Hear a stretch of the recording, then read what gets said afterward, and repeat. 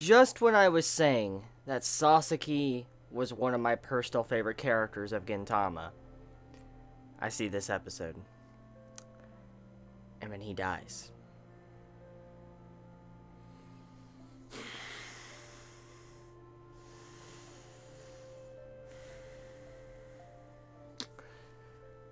What got me with this episode was the troll, but then the final scene. Only Gintama can work you up to that extent in an episode and still keep it serious. The middle portion of the episode, when Kondo and Sasuke, you thought they were dead, I was honestly crying. I was just straight up fucking crying. Because I'm like, out of all the characters in this series, Kondo dies. That's what crossed my mind. But I'm like, Sasuke dies. And I'm like, are you fucking kidding me? And I was really fucking upset. Even when you see Gintoki, like, you know, fight. And you know, he looks exactly like, you know, Kondo. I'm like, oh my god. It really just hit you. And when you saw the scene where he looked like he was limp, I'm like, oh my god, he's actually fucking dead. He's actually fucking dead. But then we find out that he used one of those pills to make him into a state near death. And the way this was done, I would have given Gintama some hell if it would have been done any other way. But thanks to the pill being kind of foreshadowed, and it being like one of the main plot points earlier on in this arc, I'm actually not upset with that troll at all. That was a very, very good move by Gintama to work up the emotions and then really give you that dramatic finale of this episode. That right there, that fucking hit me. That final part of this episode, it's not that Sasaki died, it's the meaning he leaves behind. That's what really hit me. When you see the flashbacks of him thinking about what he should name his daughter, and he's going for so many different names. Like, so many names. And this has been one of the main key plot points of Gintama when it comes to this arc. And when you see him going for these names, he's shuffling around. You can see how long he's been working at this. You see paper all behind him, you know, scrunched up. You can see he's been working on this name for a very, very, very long time. And to keep him in character, he's like, I'm one of the elites. I need to, you know, have a really good name since I'm an elite. And the way he does that, it keeps him in character. And then looking at his character development or characterization we've gotten from him in this arc, it really just hits you.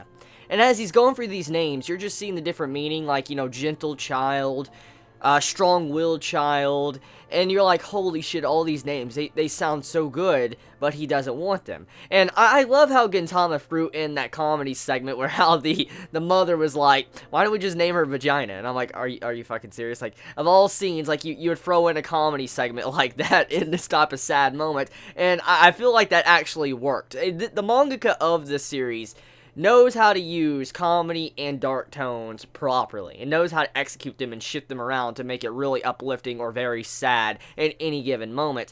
And as it slowly built up, you got to the name, Nobume, and you found out what the name meant. And I think many of us can agree on this. Not many of us probably understand certain meanings behind names unless we're told about the meaning behind the names in the anime or manga, or if you have some basic understanding of Japanese. And when you actually see the meaning behind these names, it really just hits you. And when you find out that the name means child of faith, it hits you because you realize what that means. And I don't know if everyone interpreted this scene exactly like I did, but when I saw the child of faith name, that's what Nobume stands for, this is exactly what hit me. When he says, like, I'm an elite, and so she's definitely going to be, you know, like an elite child and all that, and, you know, he chooses that name for her. When he says child of faith, it's like he's saying, I have faith that she's going to be all of these things. She's going to be all these names I've chosen. All these names I have written down in the papers behind me, scrunched up. She's going to be all these. And that's how I interpreted the child of faith. He has faith that she will be all these things, the gentle child, strong-willed child, so on. And I'm like, bro, Gintama, stop. That fucking hurts my heart so bad, because Sasaki, his character, I always didn't really care about him. I talked about this a couple episodes back. I didn't really care about Sasaki. I've never really cared much about him. And in this arc, it really just opens your eyes up to his character. And then when you see that reveal of how Nobume, she did not kill his family. That really gets you right there. You're like, oh my god. You're telling me that Sasaki's family was not killed by Nobume, but Nobume was carrying on this burden the entire time of acting like she killed Sasaki's family. And you're like, this right here is some very good fucking writing. Like, this writing right here, I know some might disagree with what I'm about to say, but I gotta admit this, and I will give credit when credit is due, especially when I see it. The writing here is on that level of, I think, some Hunter x Hunter scenes I have seen. Yeah, I'm not even joking. The writing of this right here is not exactly similar because there's different circumstances and meanings behind Hunter x Hunter, but I'm just saying the level of writing, the care and dedication to these characters and the scene, it's that Hunter x Hunter level, and I'm like, holy shit, this is just amazing. By far, I said this a couple episodes back, that was my favorite episode. I have to take that back. This right here is my favorite episode of Gintama, hands down. My favorite episode of Gintama. When you see him die and he falls, and he's like, the message was finally delivered, it goes so well with his character, his final scene. It saddens me. We lost a very good character. We lost a very fucking good character. And it shocks me to see how it was done. Definitely some good writing. Very good writing. I'm dumbfounded. Just the writing was just too damn good for me. I'm fucking wrecked right now. I got fucking wrecked. I'm dead as fuck. So, let's talk about the Gintoki scene. That's a scene I do want to talk about. I briefly mentioned how Gintoki, he appeared to look exactly like Kondo, and he's like, fight. And I wonder exactly what that means, because when I see that scene, it makes me wonder, why was there, a correlation between these two characters? I mean, we know Gintoki was picking up the mantle for Kondo, but I mean, does this imply foreshadowing for the future, or something that's going to happen? Because I'm very curious about that, because the way Gintoki was being represented as Kondo, and if that really does happen, since if we look at these previous arcs of Gintama, there's been a character death every single arc. I mean, we have the Shogun, and then now we have Sasaki that has died. And if Gintama continues this, that means that there might be a character death every single arc. And if so, that scares me, because we already have been told that the mangaka is reaching the final conclusion of the series, the final arc. And because of this, we know for a fact that there's going to probably be a lot more dark moments in the series. I mean, look what Gintoki said. It's going to be dark before it's bright. Now, that's not the exact line he said, but you get my point. It's going to be very, very dark. The darkness is going to swallow everything before the sun comes out and breaks through the dark clouds. And when you think about this, the foreshadowing, Gintoki did about these scenes, it really opens your eyes up to what most likely is going to happen before the series is said and done.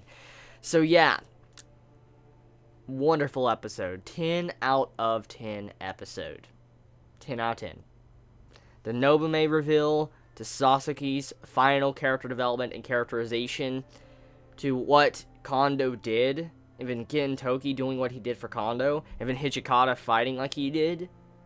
All these scenes wrapped into one made a fantastic episode that will be hard to beat this year. I'm willing to bet right now, it's going to be rare to probably find an episode better than this for 2016. It's going to be that fucking hard. I mean, we already could guess that it's hard enough to be, Gintama episodes when it really tries. But this episode right here is on a level that is very rare to beat. And I just don't believe many anime from this year is going to beat this episode. Not many. There will be probably some. Mob Psycho, maybe. Maybe Boku no Hero Academia, depending on how it's done. Maybe JoJo, of course, depending on how it's done. But I'm just going to say it's going to be very hard. Tough competition for anime series to beat this episode of Gintama, especially when it comes to the meaning. So yeah, that's my conclusion on this episode. I'm sorry I didn't do a live reaction. I just wanted to sit down, have a cup of coffee, watch it, and it didn't really dawn on me that, I would have to do a live reaction. I saw a couple of you saying I should do a live reaction when I was already done watching it, but I thought I didn't have to do anymore because, you know, the last week's episode with the reveal of Shoyo, I just didn't think I needed to do another one, and then seeing this, I'm like, holy shit. So, I should have done a live reaction, but I can't now because obviously I've already watched it. But I'll tell you this right now. I will tell you this. When I was watching the episode, I cried like a little bitch. I did. I cried like a little bitch at that condo scene. It trolled the fuck out of me. And then that Sasuke scene, I was fucking crying. So, there you go. If that matters at all, if that means anything, there you go. You all have a wonderful day or night wherever you live. Please be safe. Chibi out.